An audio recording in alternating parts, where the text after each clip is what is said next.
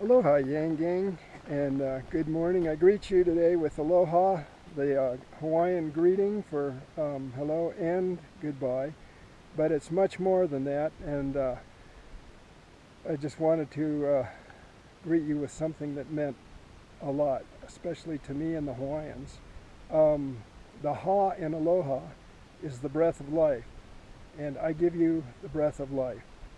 And I want you to pass that on to Andrew, and we'll share it all together, and with it, we will bring Andrew to the White House.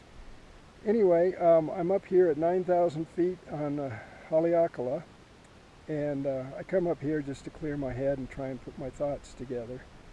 And I'm going to give you a quick panorama of where I am, and you can understand why I'm here. I'd like to share my home with all you folks, so take a look. What we have out, oh, the clouds have come in quite a bit. Anyway, down below us is the Central Valley. I know it's difficult to see much down there. The clouds are starting to come in, so you're going to lose a bit of that. So I'll spin you around so you can kind of see the mountain itself. In this direction, we have the road that you come up to. Then down the road here, we have the gate. This is as far as I go on the motorcycle. The trail from here is strictly for mountain bikes, and hikers. So then on up above, sorry, the sun's probably in your face. I'm going to try and block that. Okay, up above you have the upper mountain here. This is a cinder cone, and as you can see, it's quite a beautiful day up here. There are no clouds up this high. And then on here is the trail on up to the summit.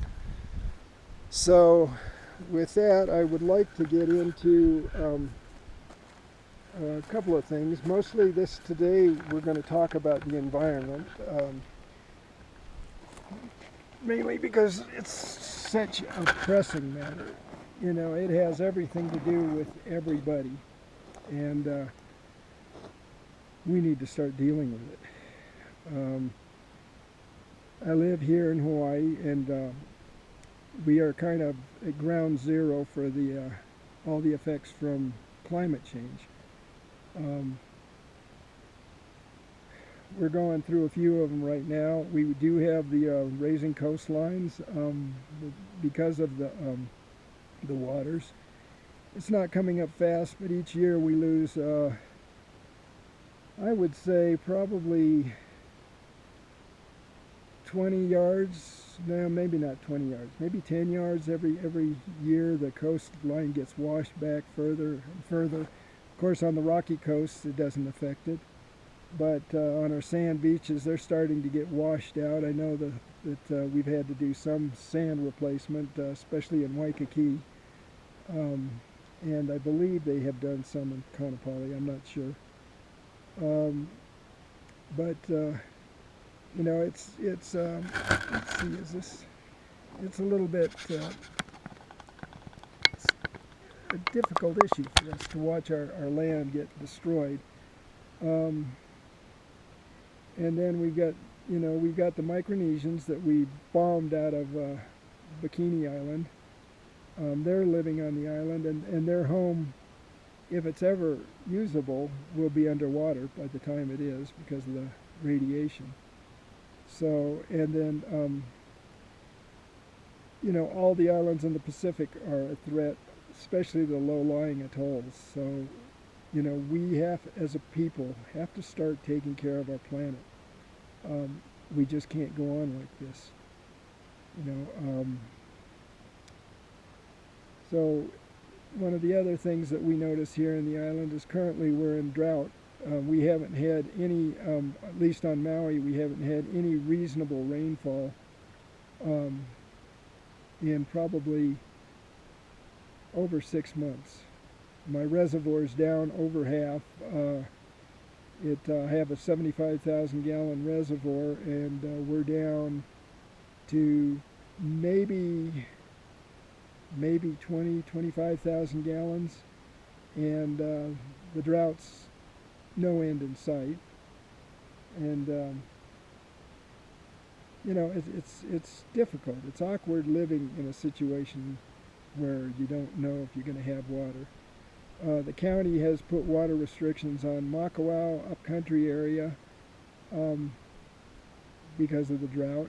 I don't, you know, the lower lying elevations depend more on the aquifer, but they're pumping the aquifer so much that we're going to run out of water in that, and that's harder to restore. So, you know, we really need to start thinking about how we use water as well as providing for it. Because in Hawaii, we get more than enough rain. It's just a matter of being able to have enough in storage for the dry times. So, and I know California's in the same boat. They're having the same problems. They go through drought and water storage, and your population is so much bigger than ours. It's phenomenal to think that you can actually, that many people can survive on the land that they've enveloped. I remember going back to California one time and flying from LA down to San Diego, and this was back in the 80s. I'd just gotten back from India, and it just blew my mind that from LA to San Diego, it was at night I was flying, and there was no place in that stretch that wasn't just covered in lights, with the exception of Camp Pendleton. And I know that place has grown and grown and grown. In fact, everywhere has grown. You know, our populations, it may not exceed the planet's ability to support it, but we are stressing the planet. So, you know, on a positive note, I would like to say, though, last time I went to LA, when I grew up, LA, the smog was horrible. You could not see a couple miles off the freeway. I mean, you couldn't even see a couple blocks off the freeway. It was like driving through a brown tunnel. And I went back in 2011 and stayed with a friend that rode bicycles around down the coast and stuff. And I was just amazed at how much cleaner the air was in Los Angeles. And, you know, it's because we have done some things to improve.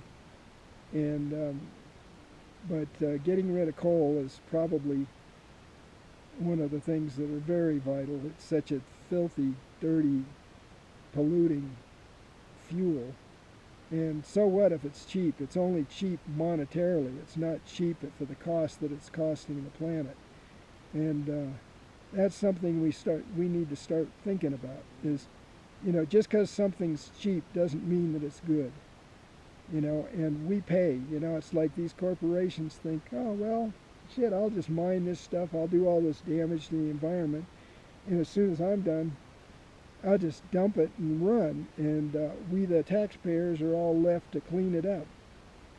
So I think I'm real happy to hear that the largest private coal company just went bankrupt, and you know, I hope it runs it into the ground. I hope they cannot recover, because the product they produce is so bad. And I'm not faulting the miners. I mean, I understand you guys need to live, but we need to find a better way for you to make a living. This is just not appropriate, killing the planet that we live on. What about your grandkids? What about your children? You know, you guys, we all need to start thinking about the next generation. And, you know, my generation, I'm very disappointed in. We all started out and we wanted to change the world and make it a better place.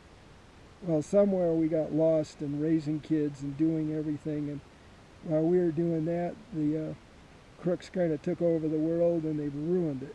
You know, they just run it into the ground. And so it's time for us to take it back, and with Andrew Yang's help, I believe we can. This is our chance now, and let's not blow it. And we have the ability to bring in the people. We just have to make them understand the value of his policies. And, you know, it's important. It's very important. So, and I want to stress to you folks out there that you guys that are, anybody that's building or doing anything, put solar on your house, man. It's a no-brainer. You know, if it takes you 6 years to pay it off, you know, it's difficult because you got to put up a lot up front, but even that you don't have to do, because there's companies that will put solar on your house and they'll sell you the energy at a reduced cost. California, where they're going through all this stuff with the fires and the brownouts, and PG&E's working, I think they're working it just because they got themselves in a tangle. They want the taxpayers to bail them out. And I think you taxpayers would be much better off taking the money that you're paying in taxes and putting solar on your houses and putting in a power wall and having your own electricity. And that way you generate the electricity, put it in your batteries, and you know, any excess that you have beyond that, I guess you can put back into the grid. But when the grid goes down, you're not without electricity. So, and I think that, you know, my daughter put in solar on their house through a company that comes in and they put the solar panels on their roof. And so they pay a reduced electric rate, much cheaper than they would if, I think it's 30% less than what they pay to, they would pay the utility company for electricity. So it's a win-win for them.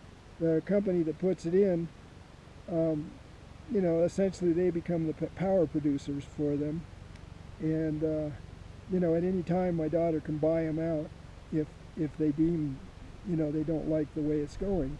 But I think she's real happy with it. And, you know, I've had solar on my houses since 2005. And, you know, people that tell you that that's not a good way to go don't know what they're talking about. You know, unless you live in an environment where it's always overcast, solar's a damn good deal. So for you guys, you know, any way you can, talk to your parents or whoever and tell them to put solar on. It will save them a lot, and it will go a long way to help the environment. The less reliant we are on coal, oil, any fossil fuel of any type, you know, natural gas, the better off we are. And so for that, I can't urge you enough. It's a no-brainer. So try. I mean, not everybody's got the money to do it, but there are companies that will come in and do it for you. So look into it at least. And on that note, I'm going to cut it off because we got a helicopter coming up making a racket, and I think I've been rambling on a little bit too long. Anyway, folks, thank you for watching.